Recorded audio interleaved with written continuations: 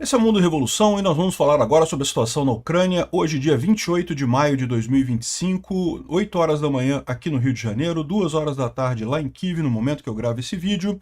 Tivemos um pequeno ataque russo com drones e mísseis contra a Ucrânia, mas bem menor do que nos últimos dias. A Ucrânia, porém, fez um grande ataque contra vários alvos aqui em Moscou, particularmente aqui em cima, em Tver, atingindo algumas fábricas importantes aqui. Mais uma noite em que o pessoal lá de Moscou ficou preocupado com os drones, mas o pessoal civil pode ficar tranquilo, porque a Ucrânia ataca apenas fábricas e bases militares, não ataca civis como os russos, né? Bom, na linha de frente nenhuma novidade, embora continuem os esforços russos, tanto aqui em Pokrovsk quanto aqui em Sumy. E a grande novidade do ponto de vista diplomático foi o Trump ontem dizendo que, olha só, Vladimir, toma cuidado, Vladimir. O Trump falando como se estivesse passando um pito no Putin, né? O pessoal russo não gostou, respondeu um monte de coisas para ele, e eu não espero que aconteça nada com isso. O Trump ainda parece anestesiado nessa história toda, mas talvez isso mostre o caminho que vai acabar acontecendo inevitavelmente, como eu falo para vocês. O Trump vai ver que não tem alternativa que não seja ajudar a Ucrânia.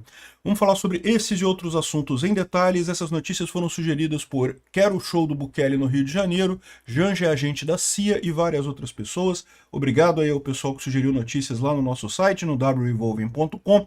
E obrigado a você que está assistindo o nosso vídeo. Se você gosta do nosso conteúdo, por favor, deixa o seu like e se inscreva aqui no canal, né?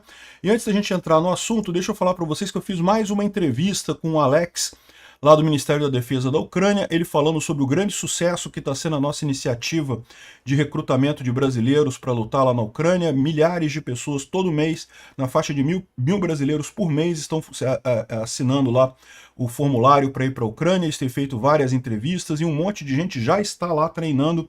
Neste momento já fez todo o processo, já chegou lá na Ucrânia, já está no exército ucraniano, já está fazendo o treinamento. Então, excelente notícia isso.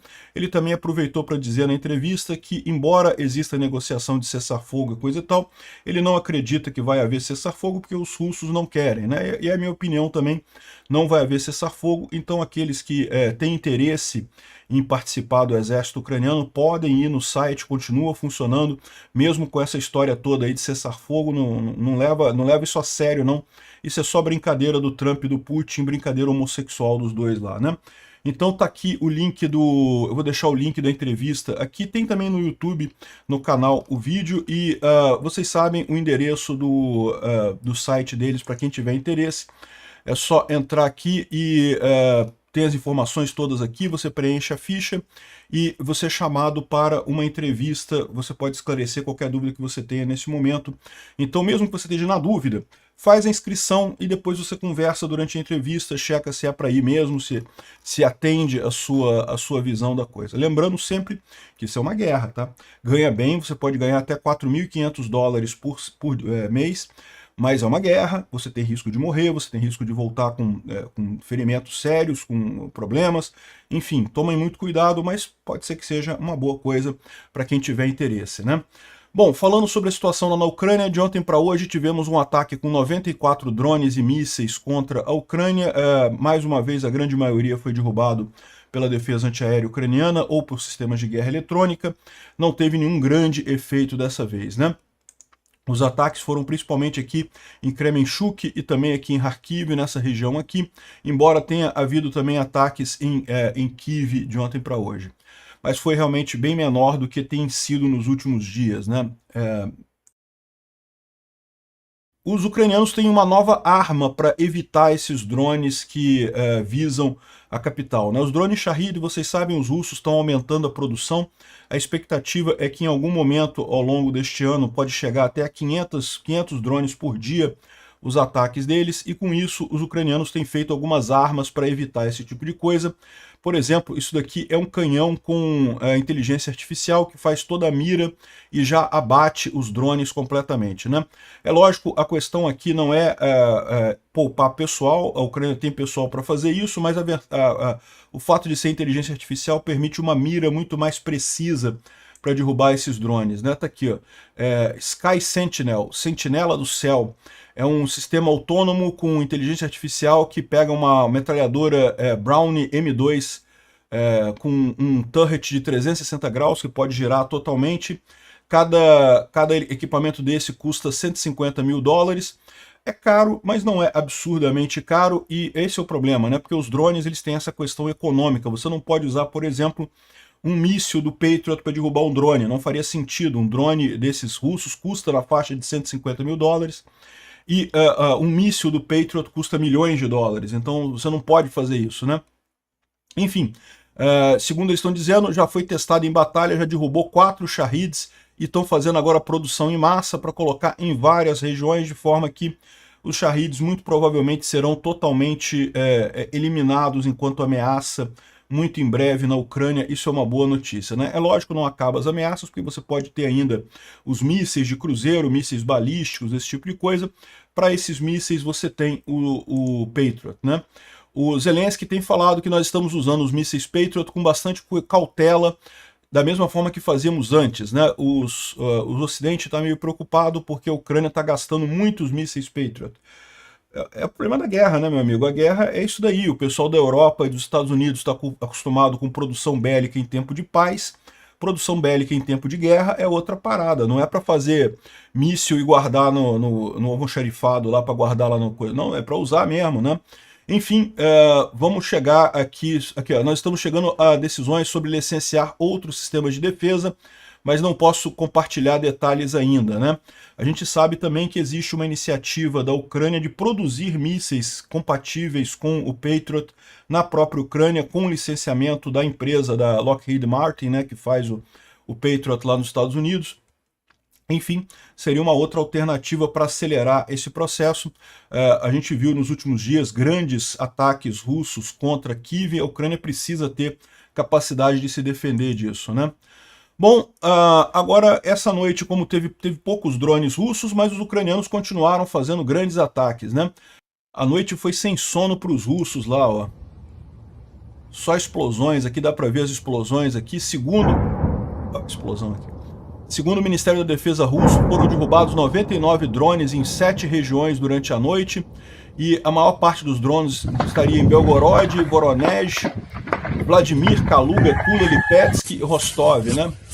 Tá o pessoal aqui tentando derrubar os drones aqui, o barulho de arma que você ouviu é que eles tentam derrubar o drone na base do tiro, né? Funciona. Se você conseguir acertar o drone, você consegue derrubar ele. O problema é que é difícil acertar o drone.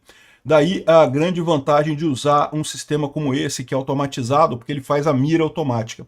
Ser humano, meu amigo, por mais que você tenha uma boa capacidade de tiro, o tempo de reação não é o ideal, né? Com sistemas automatizados você consegue um tempo de reação muito melhor, né? Bom, aqui tem algumas imagens aqui de coisas que foram atingidas. Isso daqui é uma fábrica Kronstadt, que é próximo de Moscou e fica no Technopark Elma, que dá para ver que explodiu uma coisa ali, e produz microeletrônicos, né, e foi atingida segundo a Rússia. Segundo os russos, diz que não teve nada, que atingiu levemente, que não teve problema nenhum. Está aqui o drone passando ali na região. Outro drone aqui. Aqui o local que pegou fogo. Atingiu alguma coisa, pegou fogo em alguma coisa aqui, não sabemos ainda. Aqui, ó, segundo os russos, foi isso daqui que deu de dano, né? No mínimo deu um susto no pessoal aqui, estragou alguma coisa. Já é um bom começo nessa empresa. Isso aqui é em Moscou, tá? Isso daqui é exatamente esse ponto aqui, ó, bem pertinho de Moscou aqui, em Zelongrad aqui, né? Mas teve mais coisa também. Aqui o teto também foi atingido, né? Vocês viram aqui o pessoal no teto aqui do local, né? Bom, mas teve mais coisa. Aqui também teve uma planta em Dubna, onde é produzido aeronaves e coisas de mísseis, né? Inclusive drones e pequenas aeronaves, e também foi atingido aqui por um drone ucraniano aqui. Olha lá, explodiu lá na fábrica lá. Esse daqui é essa outra explosão mais longe aqui, um pouquinho mais distante aqui, próximo de Tver, né? Além desses casos que foram pegos em vídeos, né, teve também reporte de ataque em Tula e Privozalny, e vários locais teve também ataque de drones. A gente não tem imagem disso, porque lembra, a gente só tem imagem quando algum russo grava a imagem e mostra, né? Então nem sempre a gente tem imagem disso. Agora, uma outra coisa curiosa é que teve uma explosão no 304º depósito de munição do 35º Exército lá em Amur. É bem longe isso daqui, tá? Eu não sei se isso daqui aconteceu por questão de ataque de drones. O Oblast de Amur é aqui, ó, é aqui do outro lado da Rússia, já chegando em Vladivostok, aqui, ó, Amur. É nessa região aqui, já perto do Japão aqui, lá do outro lado da Rússia. Então, eu não acredito que tenha sido drone isso daqui. Agora, pode ter sido sabotagem, pode ter sido um monte de coisa aqui, né, ou então um incêndio florestal que atingiu o depósito de munição. De qualquer forma, não deixa de ser uma boa notícia, porque o depósito de munição explodiu completamente. É um grande paiol que tem aqui com muita munição ali na região. Mesmo que tenha sido meramente o acaso, não deixa de ser aí o karma dos russos pagando pelos crimes de guerra que eles estão cometendo, né? Então tá aqui o filmes da NASA, mostra que um monte de coisa explodiu aqui na região e, enfim, é isso daí, né? Lá em Amur, lá do outro lado da Rússia, mas de qualquer forma ajuda a Ucrânia do mesmo jeito. Bom, o pessoal lá de Moscou ficou todo mundo apavorado com isso, né? Pô, vocês estão numa guerra, meu amigo, vocês que começaram a guerra. Quer acabar a guerra? É fácil de resolver essa guerra. É só tirar os russos de dentro da Ucrânia, a guerra acaba imediatamente. Tá aqui uma mulher reclamando, aqui chorando, que não sei o que lá. Bom, o Tim White traz um detalhamento aqui desses ataques, mostrando aqui os ataques que foram feitos em vários lugares aqui, a gente já mostrou isso daqui. Também fala do fogo lá no leste da Rússia, que é o problema justamente lá de Amur, né? Dá para ver aqui as imagens realmente bem críticas, né? Os incêndios florestais lá estão muito grandes, né?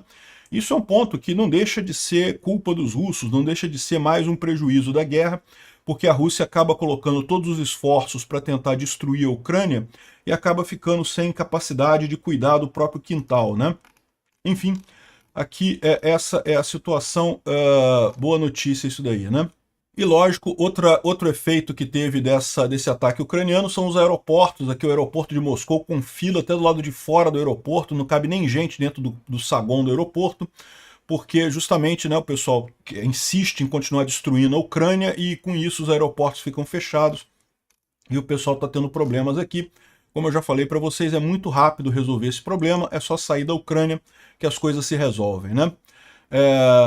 Aqui tem mais imagens do arsenal ali pegando fogo lá na região de Amur. Tá aqui o incêndio florestal ali na região, aqui o arsenal aqui e o fogo chegando. Então, excelente notícia isso, né? Bom, uma outra informação que a gente tem é que esse ataque de drones foi feito pela primeira vez o drone Gogol-M, que é um drone que tem inteligência artificial para detecção de alvos e atingir esses alvos, né? Vocês sabem, ele fez um voo aqui de 10 horas, olha só que bacana isso. Uma missão desse tipo custa 10 mil dólares, muito mais barato do que mísseis. O drone vai muito longe e aí eles soltam os drones que fazem... o drone que ele solta aqui é que tem a capacidade de inteligência artificial de identificar os alvos e atingir os alvos e pode chegar a 300 quilômetros de distância. Muito interessante esse tipo de coisa, né? Porque vocês sabem, esse é o grande desafio de você fazer ataques de drones a grandes distâncias. Os drones mais tradicionais são controlados, então você tem que ter uma forma de comunicação com um drone para guiar ele. E se você não precisar, e se tiver um sistema de inteligência artificial que faz tudo que deveria fazer uma pessoa guiando o drone, né?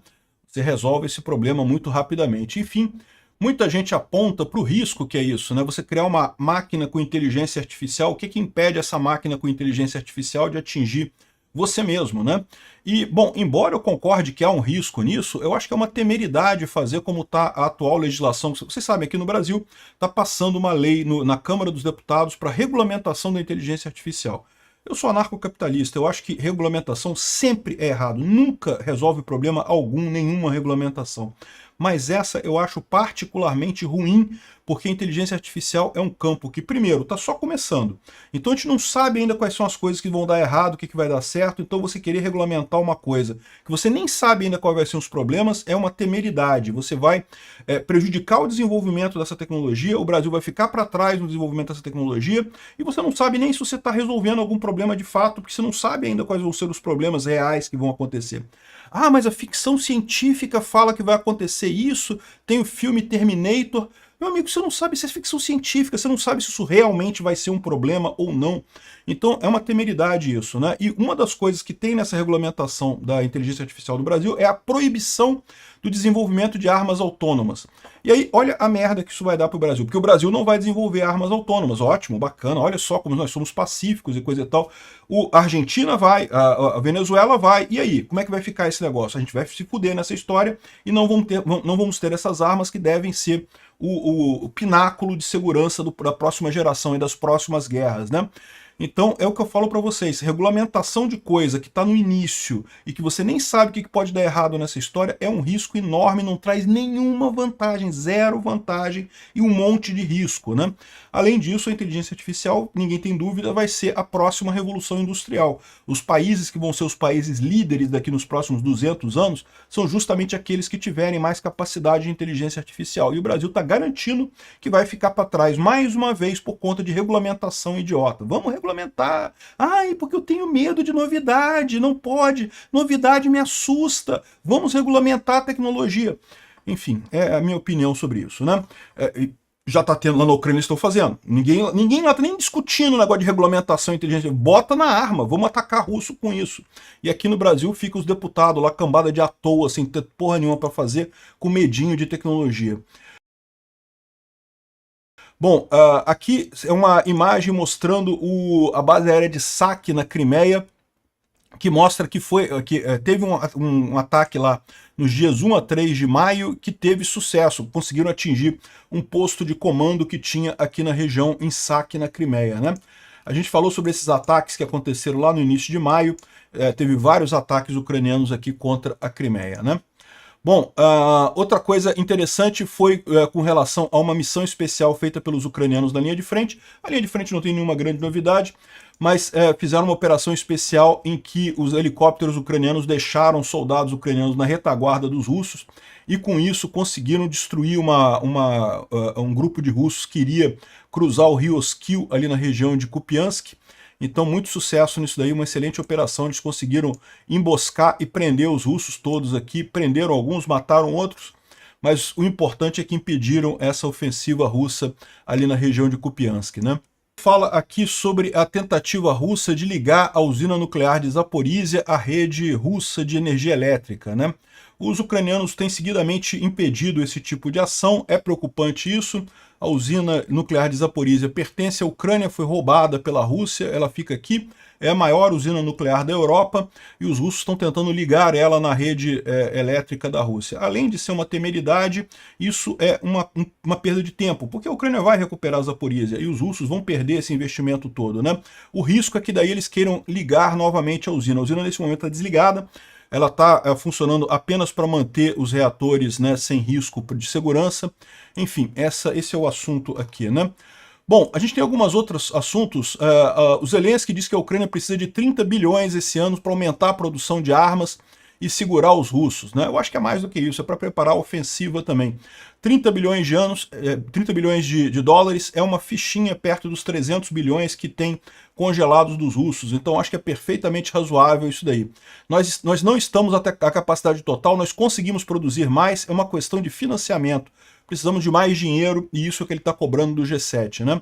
O Zelensky foi na Alemanha hoje, ele está na Alemanha agora e vai discutir cooperação militar e apoio. Muita gente estava esperando que nesse encontro do Zelensky com o Merz fosse anunciado que vai ser liberado o Taurus para a Ucrânia. Mas aparentemente não, né? A Alemanha está considerando um apoio financeiro significativo para a Ucrânia, visando o desenvolvimento de mísseis de cruzeiro desenvolvidos domesticamente. Então, ao invés de enviar o Taurus para a Ucrânia daria dinheiro para os ucranianos fazerem os mísseis. Olha, eu vou dizer um negócio para vocês, eu acho até melhor, tá? Porque os ucranianos têm capacidade de desenvolver a indústria bélica ucraniana sempre foi muito forte na era soviética e mesmo recentemente. Então eles têm capacidade de fazer isso, e daí eles podem desenvolver essa arma e não tem nenhuma restrição para usar, ou seja, eu acho que é o ideal no final das contas mesmo, né? E, bom, apesar do pessoal dizer que liberou os limites de ataque ucranianos no território russo, segundo estão dizendo aqui, segundo diz o Bild, não vai ter nenhum míssil Taurus para a Ucrânia, pelo menos durante a visita do Zelensky a Berlim hoje, né? Então, enfim, vamos ver o que vai acontecer, né? O Kellogg, que é o enviado americano para a Ucrânia, ele fez uma entrevista lá nos Estados Unidos e falou em determinado momento que essa guerra, o total de perdas nessa guerra russa-ucraniana chega a 1,2 milhões de pessoas e esse número supera as perdas americanas durante toda a Segunda Guerra Mundial, né? Não tenha dúvida que é alguma coisa assim mesmo. A estimativa do exército ucraniano, das Forças Armadas ucranianas, é que a Rússia perdeu 982 mil soldados, entre mortos e feridos gravemente, que não podem voltar para a luta, ou seja, quase 1 milhão de pessoas nisso daqui, né? E isso, ou seja, o fato dele ter dito 1,2 milhões de pessoas no total meio que confirma esse número ucraniano. E vale a pena notar que os Estados Unidos perderam, em termos de morte mesmo, 418 mil pessoas, ou seja, se os russos já passaram os americanos em morte, já tem pelo menos 418 mil russos mortos, né? Os feridos, você tem mais um tanto, chegando aos 982 mil russos feridos, ou seja, quase 1 milhão de russos feridos no final das contas. De novo, isso não quer dizer que vai acabar o número de soldados da Rússia, como eu já expliquei para vocês, tanto a Rússia quanto a Ucrânia tem basicamente infinitos recursos em termos de soldados, infinitos homens para guerrear, não vai ser problema nem de um lado nem de outro, mas é um problema econômico isso, né? Esse milhão de russos mortos afeta a economia, porque o pessoal tem que pagar a pensão, tem que pagar tratamento para os feridos e não sei o que lá, isso tudo tem custo para a sociedade russa, e ao mesmo tempo é 1 milhão de pessoas a menos trabalhando na Rússia, né? Então, no final das contas, o peso disso é o peso econômico que vai ter sobre a sociedade russa. Bom, olha só, o Trump ontem deu um tweet maluco dele que ninguém sabe de onde é que ele tirou, porque talvez ele agora ficou sabendo dos ataques contra Kiev, será que foi isso, né? Que teve 3 dias de ataques consecutivos contra Kiev, só agora ele ficou sabendo disso. Aí ele está dizendo aqui, ó, o que o Vladimir Putin não percebe é que se não fosse por mim, um monte de coisas ruins já teriam acontecido com a Rússia. Eu digo coisas realmente ruins, ele está jogando com fogo. Bom, e tem duas coisas significativas nisso que ele disse, né? A primeira coisa é positiva, é que, pô, não, ele tá ameaçando o Putin, pô, será que ele vai fazer alguma coisa? Será que ele finalmente vai acordar desse sono em berço esplêndido que ele tá lá dormindo lá nos Estados Unidos? Será que ele finalmente vai acordar e vai fazer alguma coisa? Pode esperar, né? Pelo menos ameaçando ele tá, né? A outra coisa é que filha da putagem desse cara, né? Que tá dizendo aqui que tá protegendo o Putin. Que porra é essa de proteger o agressor, né? O pessoal estava fazendo até uma piadinha aqui, as coisas realmente ruins, o Trump protegendo o Putin aqui, o Putin dormindo ali das coisas realmente ruins que ele está sendo protegido pelo Trump, né? Que porra, proteger o agressor, que merda, cara. Enfim, os russos não gostaram, tá? Os russos ficaram muito chateados com isso, teve um monte de resposta. Por exemplo, a RT aqui, que é uma rede de televisão russa, né? Russia Today, disse aqui que o presidente Trump avisou Moscou dizendo que a Rússia evitou coisas realmente ruins graças a ele. O Putin não percebe que ele está brincando com fogo, disse a mensagem do Trump, deixando pouco espaço para outra interpretação. Isso até ele postar outra coisa oposta no dia seguinte. Até a RT fazendo piadinha com o Trump, porque o Trump é realmente, né, a tal da arte da negociação do Trump. Outro dia ele falou que ia botar 50% de tarifa da Europa e depois voltou atrás, mais uma vez. Ou seja, a gente não sabe o que ele fala, se vai falar amanhã a mesma coisa, se vai mudar. Enfim, vamos ver, mas assim, acende a esperança de que ele faça alguma coisa, né? Outro que ficou chateado foi o Medvedev, o cachorrinho do Putin. O cachorrinho do Putin latiu pra caramba, falando aqui que, não, de acordo com as palavras do Trump sobre o Putin brincar com fogo e coisas muito ruins acontecendo com a Rússia, eu só conheço uma coisa realmente ruim, que é a Terceira Guerra Mundial. Eu espero que o Trump entenda isso. Ou seja, você vê que os russos ficam chateados quando eles apelam para ameaça nuclear, né? É típico deles isso. É a única coisa que eles têm, na verdade, para poder ameaçar o Trump e os Estados Unidos. Por mais que os Estados Unidos saibam que ele não vai fazer nada, né? Eles têm esse medo de criar essa coisa. Eles acham que estão ameaçando, eles acham que o público vai ficar com medo disso. Enfim, o Kellogg respondeu aqui ao Medvedev falando que colocar medo de Terceira Guerra Mundial é um comentário infeliz inafortunado do Medvedev, né? O presidente Trump está trabalhando para parar a guerra e acabar com essa morte. Nós esperamos o recebimento do memorando que você prometeu há uma semana atrás, faça o cessar-fogo e coisa e tal. Ou seja, o problema todo é esse, né? O Trump fez a mensagem aqui, coisa e tal, mas ninguém espera nada de diferente. O que eles querem é, não, cadê o memorando do Trump, não sei, o memorando do Putin, não sei o que lá. Aqui, ó, se o Putin, um antigo embaixador dos Estados Unidos para a Ucrânia, o John Herbst, disse que se o Putin brincar com o Trump ao ponto que o Trump perceba que o Putin está fazendo ele de bobo. Como assim? O Trump ainda não percebeu que o Putin está fazendo ele de bobo? Até agora, até aqui, o Trump ainda não percebeu. Ele pode ficar maluco e armar a Ucrânia para derrotar a Rússia e não sei o que lá. Essa é a única chance que nós temos para evitar uma proliferação global nuclear, né? O que ele está falando aqui é aquilo que eu falo para vocês, né? Os Estados Unidos comprometeu a ajudar a Ucrânia em caso de ameaça contra as fronteiras, em troca da Ucrânia abrir mão de suas armas nucleares. Se essa guerra termina com os Estados Unidos abandonando a Ucrânia e a Ucrânia perdendo tudo, qual é a mensagem que isso passa para todo mundo? Meu amigo, tem que todo mundo ter arma nuclear mesmo, porque não tem alternativa. Eu acho um desserviço à humanidade, porque a arma nuclear é inútil, é cara e não ajuda em nada. E é um risco enorme, né? Porque no momento que você tiver um monte de paiseco de merda com arma nuclear, uma hora vai ter um ditador maluco que está indo mal nas pesquisas e precisa ganhar popularidade e vai apertar a porcaria do botão. Então, ou seja, é um risco enorme para a humanidade, é uma coisa que não ajuda ninguém, é uma besteira danada. Então, os Estados Unidos abandonar a Ucrânia nesse momento é a pior decisão possível.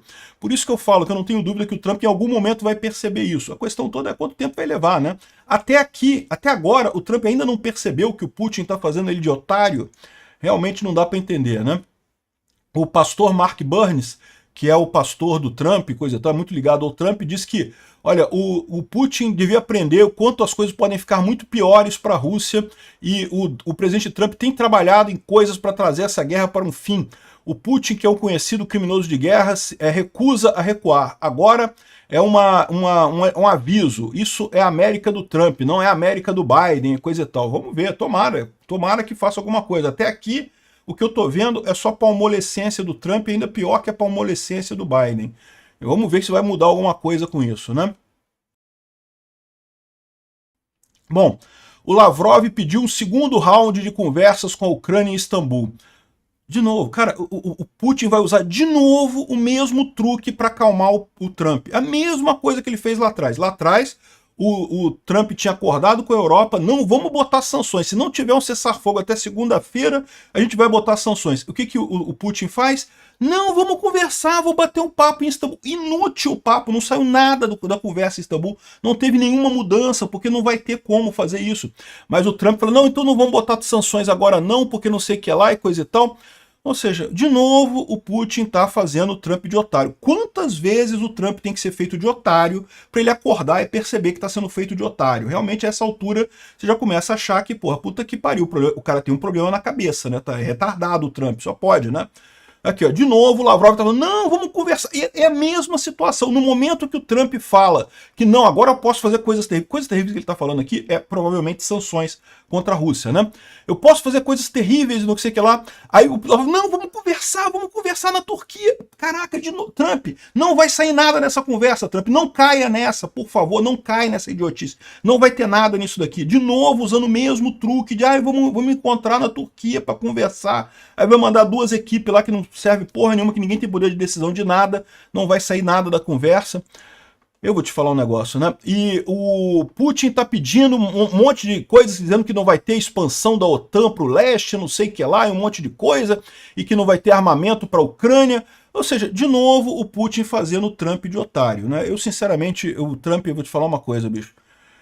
Enfim, e a grande vantagem dessa história toda é que enquanto fica essa enrolação toda, enquanto fica essa embromação do Trump fingindo que é macho, fingindo que tomou injeção de testosterona, que vai virar homem, que vai peitar o Putin, enquanto isso a economia russa só se destrói, né? A guerra do Putin é claramente insustentável, lembrando a vocês sempre, é muito importante ter isso em noção, a economia russa é menor que a economia brasileira. Vocês já imaginaram, o Brasil uma economia, a economia nossa, aqui na merda que a gente tá aqui, de repente gastar 40% do PIB com uma guerra inútil, que não traz absolutamente nada de positivo para a Rússia, né? Então é o que está acontecendo lá. A única coisa que tem nessa guerra é manter o Putin no poder. É a única coisa que o Putin tira dessa guerra é continuar no poder na Rússia, né? Apesar dos dados opacos, a Rússia não divulga informações econômicas. A gente sabe que a economia está diminuindo, a inflação está crescendo, as taxas de juros estão chegando a 21%, pior do que aqui no Brasil, e 40% do gasto do governo é enviado para o exército, né? E com a queda do preço do petróleo no Ocidente, as sanções no Ocidente, coisa e tal, a coisa fica cada vez mais crítica ainda. Um problema que eu alertei que aconteceria lá no início da guerra e que a gente está vendo com mais força agora é os campos de óleo sendo depletados, né? Você sabe, todo poço de petróleo, você fura ele, você extrai petróleo durante um tempo e depois ele acaba, ele seca, né? Aqui a bacia de Campos, por exemplo, aqui no Rio de Janeiro, a maior parte dos poços já está seco já. Você tem que estar constantemente pesquisando novos poços, né? Explorando novas áreas para você ter mais petróleo. O problema que a Rússia tem é que a Rússia tem muito petróleo lá ainda, mas uma boa parte das reservas que a Rússia fala, reserva? Não, a Rússia tem reservas enormes de gás e petróleo e coisa e tal, mas a maior parte dessas reservas é no Círculo Ártico, é difícil pra caramba de explorar essas reservas, é quase impossível explorar isso. Então, na prática, é a mesma coisa do que não ter. E as reservas que a Rússia tem em locais que podem ser explorados estão acabando. Muitas estão acabando agora porque desde a época da União Soviética a Rússia explorava muito isso. A região do Cáucaso ali já foi totalmente seca pela Rússia, praticamente não tem mais nenhum poço funcionando ali.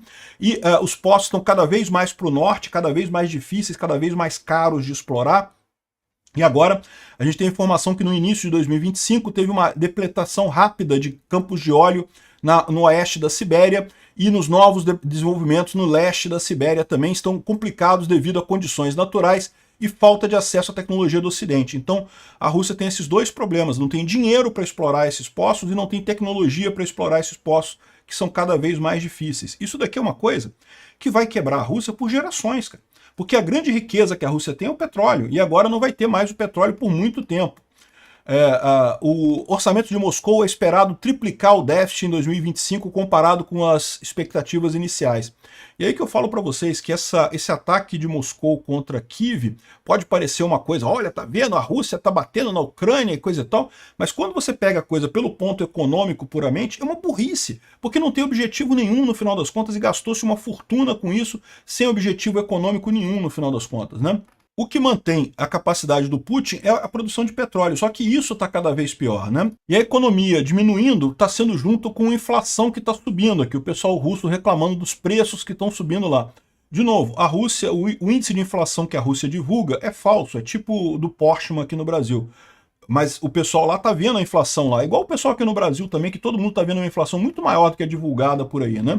Os grandes bancos russos estão com um problema de falência, das pessoas não pagando empréstimo, né? O pessoal pega empréstimo e não consegue pagar.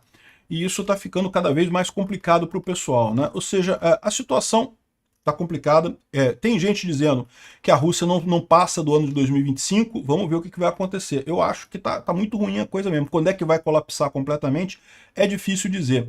Mas lembra, pensa na economia brasileira, do jeito que o Brasil já está complicado em termos econômicos, imagina gastando 40% em uma guerra inútil, ainda morrendo gente, ainda morrendo... Por mais que não tenha crítica aberta da população lá, porque lá é proibido, você pega cadeia se você criticar o governo, por mais que não tenha isso, é lógico que o pessoal não está satisfeito com esse tipo de coisa, né? Quanto tempo vai durar a economia russa, eu não sei, mas eu também acho que não passa desse ano, não. Obrigado por assistir o vídeo até o final. Se gostou do conteúdo, não esqueça de deixar o seu like, isso ajuda o canal a crescer e a chegar para mais gente. Se não gostou, deixe o dislike e explique nos comentários como podemos melhorar. Comente também sugestões de temas que podemos trazer por aqui.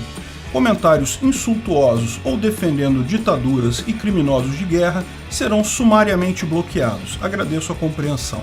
Se ainda não é inscrito no canal, considere se inscrever clicando no botão inscrever-se abaixo e marcando a campainha para todos os avisos.